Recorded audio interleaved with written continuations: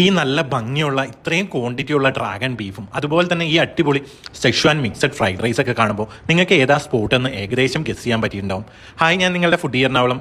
ഇത് നമ്മുടെ പാലാരിവട്ടത്തുള്ള മലയ Chinese restaurant ആണ്. എൻ്റെ ഏറ്റവും ഫേവറേറ്റ് ആയിട്ടുള്ള ചൈനീസ് റെസ്റ്റോറൻറ്റ് സ്പോട്ടാണ് പാലാരിവട്ടത്തുള്ള മലയ. ഇവിടുത്തെ ഫുഡിൻ്റെ ടേസ്റ്റും ക്വാണ്ടിറ്റിയും ക്വാളിറ്റിയും ഒരു രക്ഷയില്ല, അടിപൊളി തന്നെയാണ്.